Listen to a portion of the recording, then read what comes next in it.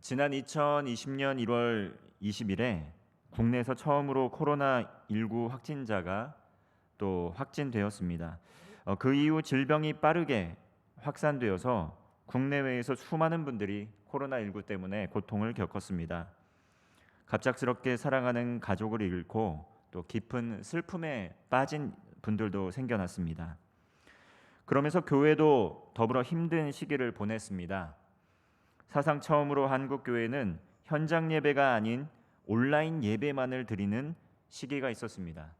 온라인 예배를 드려야 하는 것이 옳으냐, 옳지 않으냐, 그 논쟁을 넘어서 어쩔 수 없이 온라인 예배를 드려야만 하는 상황에 놓이게 되었던 것입니다. 상황이 나아졌을 때에도 제한된 소수의 성도님들만 모여서 예배를 드리기도 했습니다. 주일에 예배를 드리는 것조차 매우 힘겨웠습니다. 그저 교회에 나와서 예배만 드렸을 뿐인데도 감염 위험 때문에 예배 참여 금지 조치를 하는 직장도 있었고, 또 이러한 학교, 또 이 주변에 또 사회의 따가운 시선을 견뎌야 하는 시간들도 있었습니다. 그러면서 처음으로 예배를 마음대로 드리지 못하는 이 마음이 어떤 마음인지 조금은 알 수 있었습니다. 코로나19와는 상관없이 또 신앙의 자유가 없고 또 기독교 신앙을 가진 것만으로도 지금도 생명의 위협을 감수하는 그리스도인들이 세계 곳곳에 많이 있는데, 그분들이 어떠한 고통을 겪고 있을지 그 아픔을 조금은 느낄 수 있는 기간이었습니다. 실내에서 마스크를 착용하고 예배 드리는 것이 처음에는 몹시 어색했습니다. 그러나 이제는 너무도 당연한 일상생활이 되었죠. 이제 곧 코로나19는 국내 환자가 발생한 지 3년 만에 이 대부분의 실내에서 마스크 착용 의무가 사라질 예정입니다. 오늘 설 연휴 이후인 30일부터 감염 취약시설과 의료기관, 대중교통을 제외한 장소에서 실내 마스크 착용 의무를 권고로 전환하는 실내 마스크 착용 의무 조정 1단계 추진 계획이 발표되었다는 뉴스 보도를 보았습니다. 코로나19가 완전히 종식된 것은 아니지만 어느덧 코로나19 4년차를 맞이하는 시점에서 이 조치가 매우 감격스러운 마음이 들었습니다. 오늘 본문에 이스라엘 백성은 어떤 마음이었을까요? 코로나19의 종식 또 마스크 착용 해제와는 아마도 비교할 수 없을 만큼 감격과 기쁨이 있었을 것입니다. 도저히 믿을 수 없어서 오늘 성경 본문에서는 마치 이것이 꿈을 꾸는 것과 같은 상황이다라고 묘사합니다. 1절 말씀입니다. 여호와께서 시온의 포로를 돌려보내실 때에 우리는 꿈꾸는 것 같았도다. 유대의 백성들은 생명의 근원이 되시는 하나님께 큰 은혜를 받고도 불순종과 또 하나님의 품을 떠나서 끊임없이 우상 숭배하는 그러한 거역의 길을 걸어갔습니다. 그 결과 어떻게 되었습니까? 그 결과 유대인들은 바벨론에 의해서, 이스라엘은 바벨론의 침략에 의해서 처참하게 짓밟혔습니다. 바벨론 포로로 잡혀가서 무려 70년 동안이나 포로 생활, 노예 생활을 해야만 했습니다. 그러나 바사의 고레스 왕의 칙령에 의해서 유대 백성들은 극적으로 고향으로 돌아갈 수 있게 되었습니다. 오늘 본문인 시편 말씀은 이에 대한 기쁨과 감격이 담겨 있는 시편 말씀입니다. 여러분, 70년이라는 그 기나긴 세월 속에서 아마도 바벨론 포로 1세대들은 대부분 나라를 잃은 슬픔 속에서 안타까움 가운데 세상을 떠났을 것입니다. 바벨론에서 태어난 2세대의 자녀들은 이러한 부모 세대의 아픔을 매우 잘 알고 있었을 것입니다. 그리고 70년이라는 기나긴 세월 동안 이스라엘의 회복에 대한 그 어떤 희망이나 실질적인 소망도 사라질 때쯤 이스라엘 백성들은 극적인 사건을 통해서 다시 고향으로 돌아갈 수 있게 된 것입니다.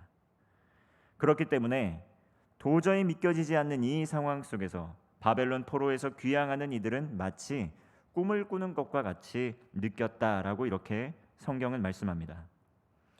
아마 이러한 기쁨은 남과 북이 분단되어서 고향에 가고 싶어도 가지 못하는 우리의 실향민들에게 전해지는 남과 북의 통일 소식만큼이나 기쁘고 감격스러운 일이었을 것입니다. 남과 북이 분단이 된 이후에 이제 많은 분들이 연로하여서 거의 대부분의 분들이 또 하나님 품으로 안기고 또 이 세상에 그런 아쉬움을 남긴 채 또 소천해야만 하는 그런 어려움 가운데 있을 것입니다. 특별히 민족의 대명절인 설날을 맞이하여서 가고 싶어도 가지 못하는 그 상황 때문에 안타까움을 갖고 있는 분들도 많을 줄로 압니다. 우리나라가 만북으로 분단된 지 어느덧 70여 년이 지나고 있습니다. 며칠이면 돌아갈 수 있을 줄 알고 잠깐 갔다 올게 이렇게 헤어졌던 이 잠시 잠깐의 헤어짐이 이 땅에서의 마지막 만남으로 기억되었습니다. 고향을 잃어버린 실향민 1세대 어르신들은 한 분, 두 분 지금도 세상을 떠나고 계십니다. 이제는 부모님의 고향, 조부모님의 고향에 가고 싶어도 갈 수 없는 상황이 되어 있는데 언제쯤 다시 돌아가게 될지, 그것이 가능할지 우리는 그것을 기약할 수 없는 상황 가운데 있습니다.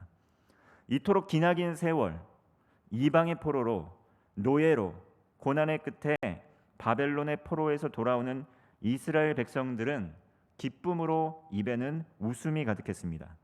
그리고 그들의 혀에는 찬양이 흘러 넘쳤습니다. 이스라엘이 그들을 잊지 않으시고 큰 일을 행하신 하나님을 전심으로 찬양했던 것입니다. 이처럼 하나님께서는 그의 사랑하는 백성들에게 큰 구원을 베풀어 주시는 구원의 하나님이십니다. 남유다가 바벨론에 의해 멸망하고 바벨론의 포로로 끌려간 이스라엘 백성들은 이방인의 나라에서 수많은 조롱과 핍박을 받았을 것입니다. 아마도 그들은 너희의 하나님은 어디에 있느냐? 그리고 만약 하나님이 살아있는 하나님이라면, 살아있는 신이라면 너희들이 왜 이렇게 망하게 되었느냐? 바벨론 지역의 이방인들에게 수도 없이 조롱을 당했을지도 모릅니다. 이렇게 조롱과 핍박을 당할 때쯤 수없이 하나님을 원망하거나 또 부인하는 삶을 살고자 하는 유혹을 무수히 많이 받았을지도 모릅니다. 모든 기득권을 잃어버렸고 나라 잃은 백성으로서, 사회적인 약자로서 하나님 없는 사람처럼 살아갈 만한 충분한 많은 이유가 있었습니다. 그러나 이스라엘의 남은 자들, 고난 중에도 하나님을 의지하고 하나님의 약속, 소망을 붙드는 이들은, 그 이스라엘의 남은 자들은 끝까지 구원의 하나님을 소망하였습니다. 그리고 이국 땅에서 포로로, 노예로, 핍박과 온갖 천대 속에서도 믿음을 지키면서 신실하게 하나님을 바라며 살아갔습니다. 성경을 보면 다니엘과 에스더와 같은 인물들이 바로 이국 땅에서 포로 생활 중에 믿음을 지키고 민족을 구원하는 큰 구원의 통로로 사용되었던, 쓰임받았던 신실한 믿음의 일꾼들이었습니다. 나라 없이 타지에서 노예와 같은 포로 생활은 고난과 서름의 연속이었습니다. 눈물 없이 살아갈 수는 없었을 것입니다. 에스더서를 보면 때로는 유대 민족 전체가 대적들에 의해서 멸망당할 뻔한 그러한 위기의 사건이 나타납니다. 그러나 그때마다 하나님께서는 하나님의 사람을 보내주시고 또 우연인 듯 하나 하나님의 계획 속에 필연적인 사건을 허락하셔서 유다 백성들을 돌보아 주셨고 큰 구원을 베풀어 주셨습니다. 인생을 살아가다 보면 얼마나 우연인 듯 하나 필연적인 사건인 것 같은 놀라운 경험들을 아마도 여러분들도 모두 경험하셨을 것입니다. 하나님을 의지하는 하나님의 백성들, 하나님께서는 그 하나님의 사람들 절대 잊지 않으시고 기억하시고 돌보아 주셨습니다. 이스라엘이 하나님을 잊을지라도 하나님께서는 결코 이스라엘 백성들을 잊지 않으셨습니다. 그들에게 시시때때로 피할 길, 또 이겨낼 수 있는 그러한 길, 그 길을 내주셨습니다. 그리고 끝까지 돌보시고 지켜주셨습니다. 이스라엘의 남은 자들은 바벨론의 포로의 삶을 살면서도 그렇기 때문에 그 하나님의 인도하심을 경험한 이들은 희망을 잃지 않고 고난 중에도 방향을 잃지 않고 나아갈 수 있었습니다. 심판 후에 있을 회복에 대한 약속도 하나님의 사람들에게 하나님께서는 그 계시의 비밀을 알려주셨습니다. 70년이 지나면 바벨론의 포로 생활이 끝난다란 그러한 언약을 그들에게 주신 것입니다.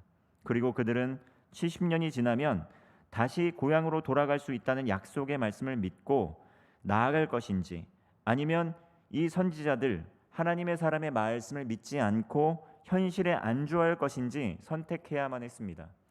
고통이 우리의 삶에 들어오게 될 때 우리도 동일한 상황에 놓이게 되는 것들 많이 보게 됩니다. 분명히 하나님의 약속과 언약이 우리 가슴팍 가운데 있지만 고난의 상황 때문에 그 약속이 과연 이루어질 것인가 끊임없이 의심하고, 그 약속을 때로는 삶에서 내팽겨치고 현실의 삶에 안주할 때가 참 많습니다. 그러나 하나님의 남은 자들, 믿음의 사람들은 어떠한 상황 가운데서도 그 믿음을 잃지 않고 믿음의 길에서 떠나지 않고 하나님을 의지하는 신앙을 지켰습니다. 결국 하나님께서는 이스라엘을 돌이키셨고 구원과 회복의 약속을 성취하셨습니다. 하나님의 약속을 믿고 하나님을 의지하는 이들에게 큰 구원을 베풀어 주셨습니다. 하나님께서는 그를 의지하는 하나님의 사람들의 기도에 반드시 응답하시고 구원을 베풀어 주시는 하나님이십니다. 오늘날 우리 그리스도인 역시 삶의 다양한 문제를 안고 있습니다. 바벨론의 노예와 같지는 않지만 자유가 있지만 오늘날 세대의 문화 속에서 때로는 물질 때문에, 환경 때문에 타인과 비교를 하면서 자유가 없는 사람처럼, 무언가 억압되고 속박된 사람처럼, 종의 노예가 된 것처럼 정말 그러한 삶을 살아가는 이들 많습니다. 무언가 억압되고 종속된 삶을 살아가는 사람이 수도 없이 많습니다. 스트레스와 또 우울과 또 만성 피로, 시시때때로 이러한 것들 때문에, 이러한 삶의 문제들 때문에 하나님 나라를 향한 소망이 희미해지고 또 점점 더 수고하고 무거운 짐을 사는 삶을 살아가는 이들이 아직도 무수히 많습니다. 그러나 우리가 기억해야 될 것은 무엇입니까? 이 땅에서의 삶이 우리의 삶의 종착역이 아니라는 것이죠. 하나님께서는 그의 사랑하는 자녀들에게 큰 구원을 베풀어 주시고 그 언약을 지금도 신실하게 또 지켜나가고 계십니다. 이 세대의 흐름 속에서 삶의 중심과 방향을 잃지 않고 하나님 나라를 향한 소망으로 담대히 살아갈 수 있도록 우리를 날마다 인도해 주시고, 또 특별히 성령의 능력으로 구원을 이루어 갈 수 있도록 지금도 우리와 함께 하시는 임마누엘 하나님의 역사가 우리의 삶에 있다라는 것입니다. 시편 126편 5절에서 6절 말씀입니다. 눈물을 흘리며 씨를 뿌리는 자는 기쁨으로 거두리로다. 울며 씨를 뿌리러 나가는 자는 반드시 기쁨으로 그 곡식단을 가지고 돌아오리로다. 하나님의 약속을 믿고 끝까지 견디는 사람이 기쁨으로 거둘 수 있다는 것입니다. 누구나 경기에 참여할 수 있지만 그 경기를 마치는 자들은 끝까지 인내하며 그 고난을 견디며 종착역에 다다른 사람만이 경기를 완주할 수 있습니다. 고진감래라는 사자성어가 있습니다. 고생 끝에 낙이 온다는 말이죠. 성경에도 이와 같은 그러한 원리가 담겨 있는 말씀이 있습니다.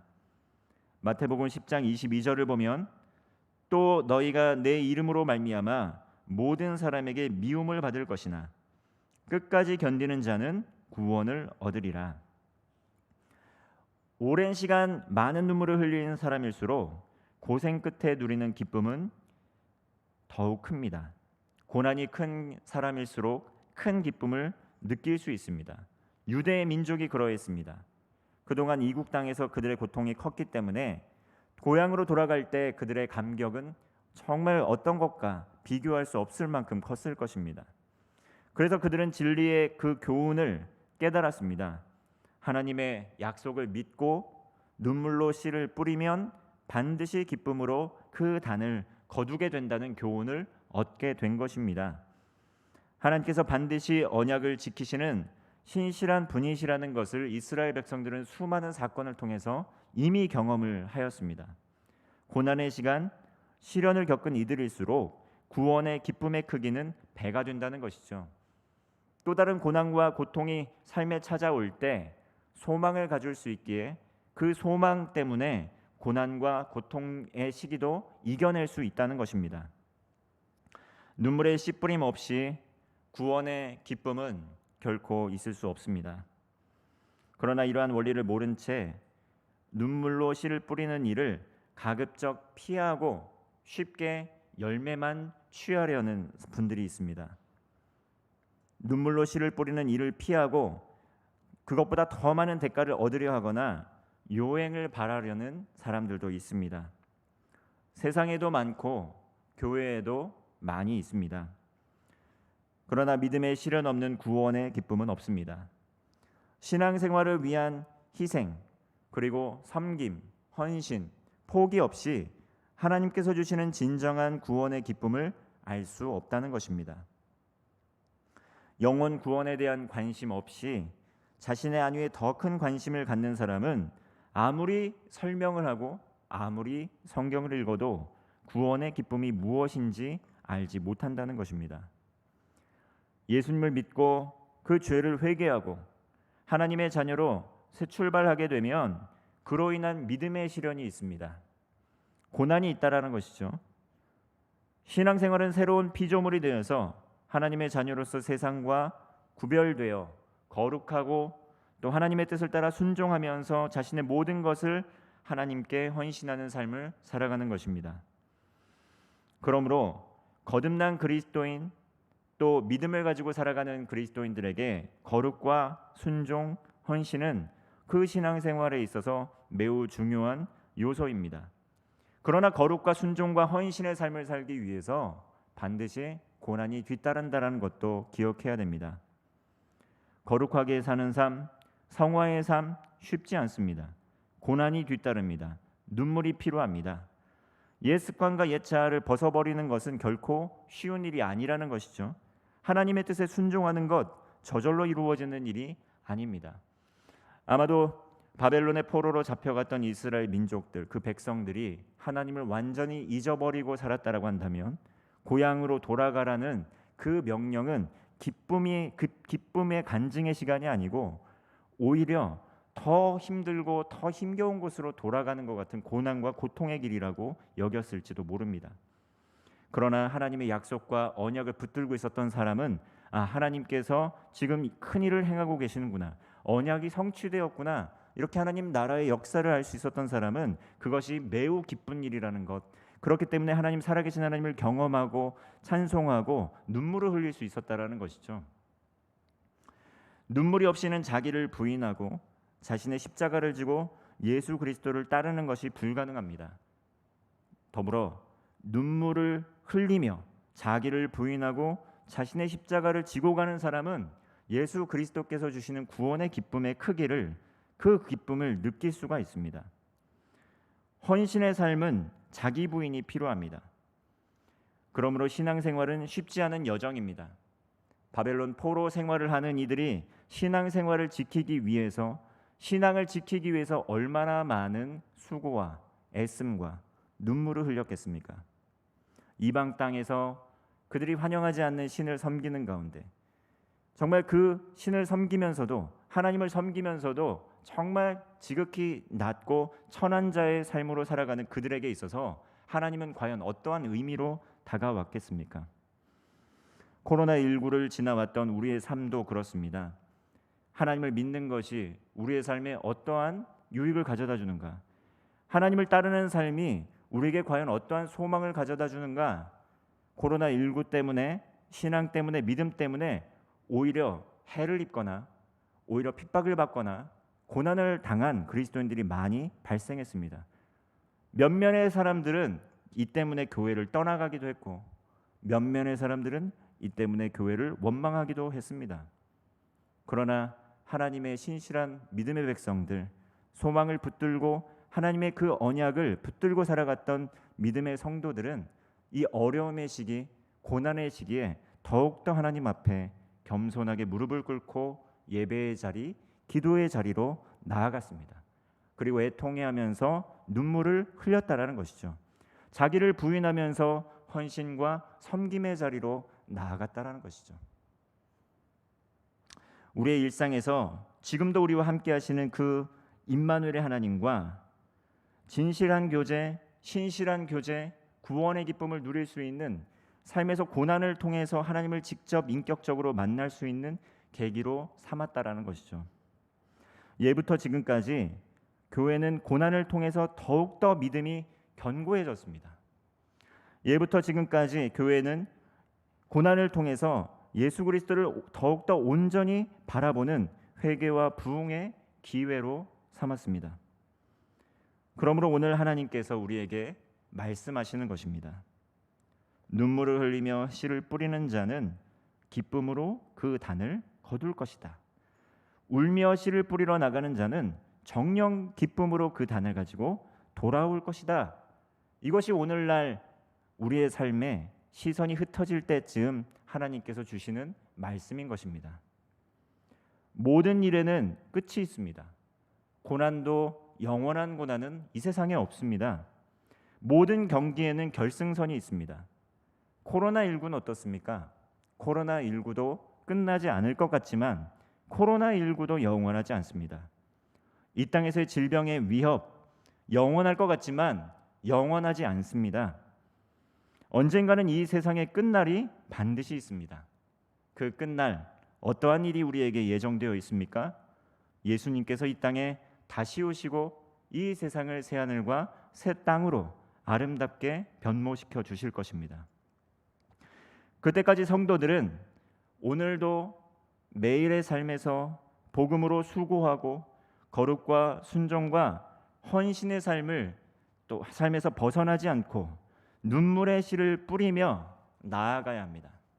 당장의 만족, 당장의 기쁨, 그것이 우리의 삶에 또 당장의 기쁨과 당장의 만족을 줄 수는 없을지라도 이 고난을 마다하지 않고 자기를 부인하며 앞으로 장래에 있을 그 영광을 바라보며 믿음으로 나아가는 것이죠.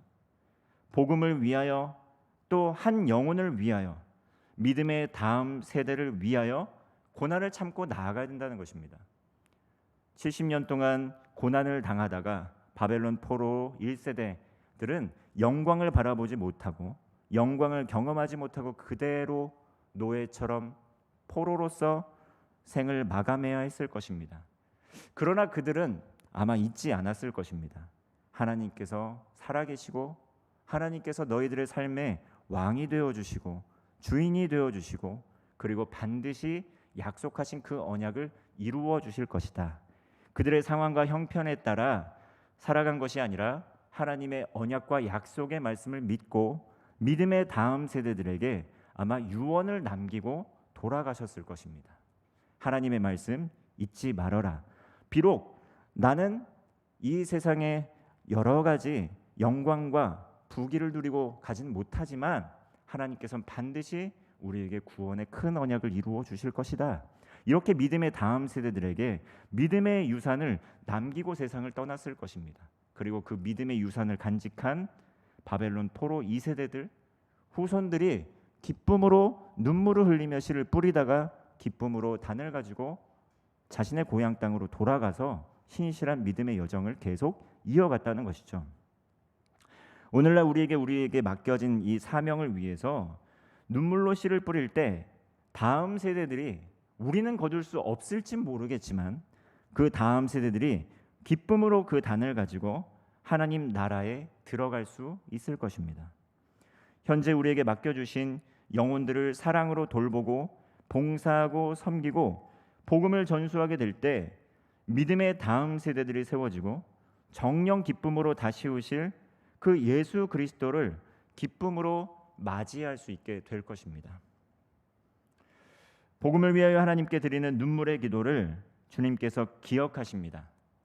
세상은 잊고 주변 사람들은 잊고 가장 가까운 사람들은 잊을진 몰라도 또 심지어 나 자신도 그 언약을 잊을지 몰라도 하나님께서는 그 언약을 기억하시고 그 언약을 하나님의 때에 반드시 이루어 주십니다.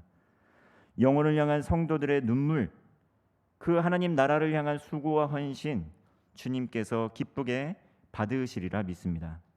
영혼 구원을 위하여 또 하나님 나라를 위하여 거룩과 순종, 헌신의 삶을 끝까지 견디며 살며 나아가는 하나님의 사람들에게 구원의 기쁨이 있습니다.